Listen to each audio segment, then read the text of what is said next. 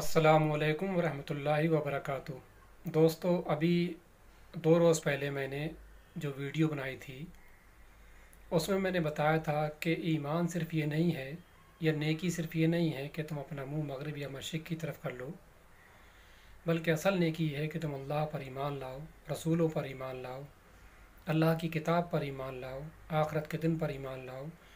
और इसके अलावा असल नेकी ये भी है कि तुम इंसानियत का जज्बा अपने अंदर पैदा करो, रब की मखलूक से मोहब्बत करो। तुम किसी की मदद कर सकते हो तो उनकी मदद करो, अपने पड़ोसी का, रिश्तेदार का, गरीबों का, मिस्किनों का, क़राबतदारों का, मोहताजों का, मुसाफिरों का ख़याल रखो। अगर तुम किसी की मदद कर सकते हो उसके बाद भी मदद नहीं कर रहे हो तो तुम नेकी तक नहीं पहुंच सकते, और तुम्हारी नमाज और रोज़ा कोई कमाल की बात नहीं है। ये बहुत ज़रूरी नुक्ता है, बहुत ज़रूरी पॉइंट था जो मैंने उस दिन आपको बताया था। दोस्तों, अभी 1-2 दिन पहले मुझे ये ख़बर मिली वीडियो बनाने के बाद कि यूपी उत्तर प्रदेश में ज़िला शामली के पास कोई गांव है, वहाँ पर एक हाफ़िज़ साहब ने, कुरान के हाफ़िज़ कुरान ने आत्महत्या ख़ुदकुशी कर ली।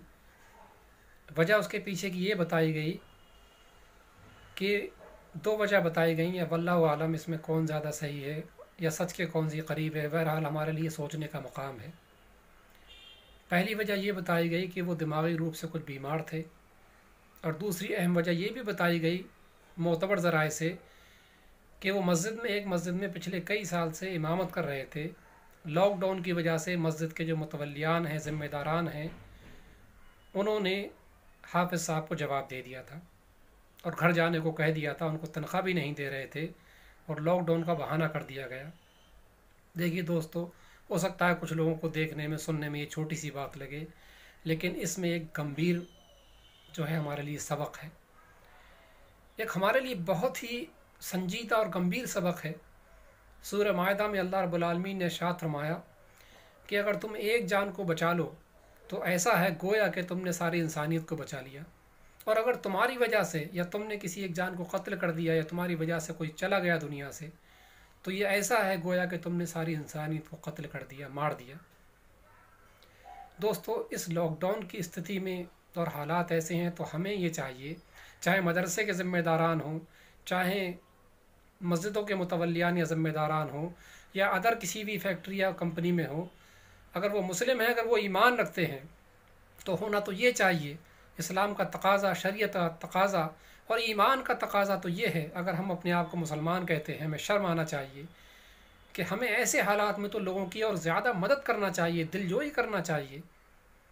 चलो पूरी ना सही, अगर कोई हालात ऐसे हैं, पैसा कम है तो कम से कम आधी तनख्वाह दी जाए। 10,000 की सैलरी है तो कम से कम 5,000 दिए जाएँ, ताकि उनका जो ज़रूरी बुनियादी ख़र्चे हैं वो निकलते रहें, वो मायूस ना हो, वो डिप्रेशन में ना आ जाएँ। एक इंसान ही है डिप्रेशन में आ सकता है जब उसके घर में खाने को नहीं होगा, घर में जेब में पैसा नहीं होगा और बच्चे भूखे होंगे, तो कोई भी कदम इंसान उठा सकता है। जबकि उनको ऐसा कदम उठाना चाहिए नहीं चाहिए एक अलग मुद्दा है, लेकिन हमारी जिम्मेदारी क्या बनती है, ये बहुत गंभीर मसला है। दोस्तों, मेरी आपसे गुजारिश है कि आप ज़्यादा से ज़्यादा इस वीडियो को शेयर करें ताकि ये हर मुसलमान ज़िम्मेदार तक पहुँचे, और जो मुतवल्लियान हैं, ज़िम्मेदार हैं मदरसों के या मस्जिदों के, उन तक पहुँचे, ताकि वो उनके अंदर कोई हमीयत, कोई गैरत, कोई शर्म अगर बाकी है तो वो ज़िंदा हो जाए। कितने शर्म और कितने अफसोस की बात है कि एक हाफ़िज़ कुरान दुनिया से चला जाता है इस डिप्रेशन की वजह से, इसकी जेब में पैसा नहीं है उसके पास अपने बच्चों को खिलाने के लिए।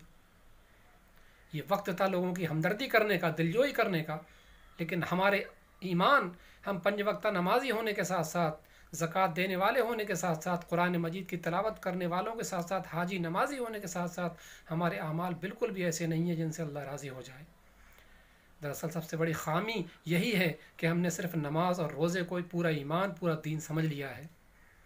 वो आयत का हवाला सूरह बकरा 177 का मैंने इसीलिए दिया था कि सिर्फ नेकी ये नहीं है कि तुम अपना मुँह मगरिब या मशरिक़ की तरफ कर लो, यहाँ इशारा है इबादत की तरफ, नमाज की तरफ। अल्लाह ने फरमाया असल नेकी ये है कि तुम अल्लाह पर ईमान लाओ। ईमान, जब ईमान होगा तो सब कुछ बदल जाएगा, दिल के अंदर नरमी आएगी, मोहब्बत आएगी, एक दूसरे की केयर करने का जज्बा आएगा।